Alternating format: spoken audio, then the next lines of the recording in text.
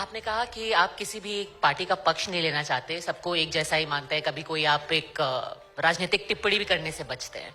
लेकिन जिस तरीके का एक भाव बनाया जाता है, जब आप कह रहे हैं कि आप सिर्फ लोगों को आंदोलित करने जाते हैं, लेकिन एक ही पार्टी को हिंदुत्व से जोड़ के देखा जाता है, फिर उनको वहां फायदा होता है। अभी एक कांग्रेस के विधायक है, उन्होंने मध्य प्रदेश में सतना में उन्होंने बोला कि ऐसा लग रहा है कि बीजेपी ने सांड की तरह सारे धर्मगुरुओं को छोड़ दिया है और राजनीतिक फसल जो है वो चल रहे हैं कांग्रेस की। अब उनकी बुद्धि का क्या कहा जाए। राजनेताओं पे हम बयान तो नहीं देते हैं, पर एक शब्द कह के हम फिर से, तुम अपने सांड छोड़ दो।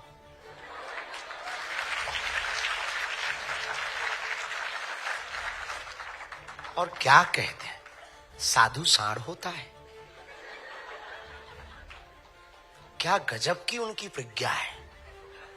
लगता है स्कूल के पीछे पढ़ते रहे महापुरुष। आचार्य जी, आपने सनातन जोड़ो यात्रा निकाली। आप ये भी कह रहे हैं कि मंदिर जाओ तो जाति को बाहर छोड़ के जाओ।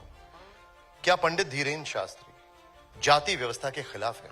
नहीं, जातियों में भरे हुए जातिवाद के जहर के खिलाफ है। अगर हम जातियों के खिलाफ होंगे, क्या है जाति? देश में दंगा होगा, आरक्षण के नाम पर दंगा होगा, सरनेम के नाम पर दंगा होगा, सरनेम के कागज फाड़े जाएंगे, देश गृह युद्ध की तरफ चला जाएगा। हमारी विचारधारा तो समझिए कितनी बारीकी से हम गए। 9 जातियां नहीं छोड़नी है, पर जातियों का गुमान छोड़ना है। न आप बड़े हैं न छोटे हैं, न कोई पिछड़ा है न कोई बिछड़ा है, न कोई ऊंच है न कोई नीच है। इस देश में सब हिंदू हैं, सब हिंदुस्तानी हैं और सब भारतीय हैं। सुमेरा के पास आएंगे। पंडित जी, जब आप ये कहते हैं कि जातियों का गुमान खत्म हो जाना चाहिए, आप उसके खिलाफ हैं, आप जातियों का गुमान ना करें, जाति व्यवस्था को मिटाने की बात इस वजह से आप करते हैं।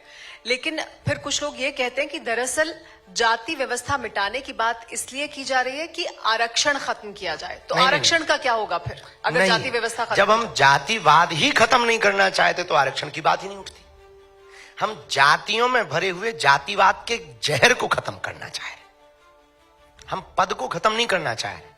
पत्रकारिता का या किसी का पद है जो आपका, उसको हम बनाए रखना चाह रहे। लेकिन ये पत्रकारिता के अंदर जो बेमनस्ता आ जाती, हम उस बेमनस्ता को मिटाना चाह रहे। हम व्यक्ति के व्यक्तित्व को नहीं मिटाना चाह रहे, व्यक्ति के विचारों को परिवर्तित करना चाह रहे। तो विचारों की क्रांति एक अलग होती है, हम तलवारों की क्रांति नहीं कर सकते ना, सनातन वाले आदमी, इसलिए हम विचारों की क्रांति पे भरोसा करते हैं। पद्मजा, आपने भी एक बिल्कुल सही बात कही कि अगर हर हिंदू जो है खुद को हिंदू ना देख करके अलग अलग जाति वर्ण में बढ़ जाता है, तो फिर हिंदुओं का कभी उत्थान हो नहीं पाएगा। लेकिन आपके जो गुरु हैं, जगत गुरु रामभद्राचार्य जी, उन्होंने तो ब्राह्मणों में भी कहा है कि कुछ ऐसे उपनाम हैं जो कि नीच ब्राह्मण हैं। तो अगर जातियों में ही हम भेदभाव करने लगेंगे तो फिर एकता की हम बात कैसे कर सकते हैं? देखो, उस वीडियो के बारे में हमें पूरी जानकारी तो नहीं है। हम एक बात आपको कह दें, हमारे पूज्य गुरुदेव भगवान की ही प्रेरणा से हम ये कार्य कर रहे हैं।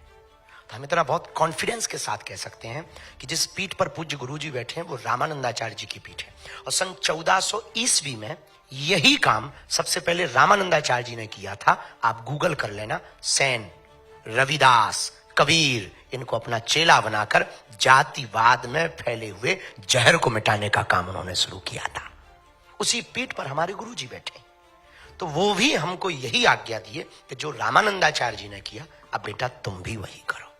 तो हम गांव गांव जाकर, घर घर जाकर लोगों से भिक्षा मांगते हैं कि हमें तुमसे कुछ चाहिए नहीं, बस इतनी भिक्षा दे दो, तुम हिंदू हो जाओ। मतलब आप भी यही चाह रहे हैं कोई ऊंच नीच भाव छुआछूत से बाहर आ जाओ, बस ये। आप ये भी चाह रहे हैं कि कोई ऊंच नीच नहीं होनी चाहिए, कोई भेदभाव नहीं होना और क्या गलत चाह रहे हैं? बिल्कुल ठीक बात। क्या एज ए पत्रकार प्रोफेशनल आपका कर्तव्य छोड़ करके क्या आप चाहते हैं ऐसा हो? आप बिल्कुल ठीक कह रहे हैं। आपने बहुत बड़ी बात की। मैं चाहूंगा जोरदार तालियां हो इस पर।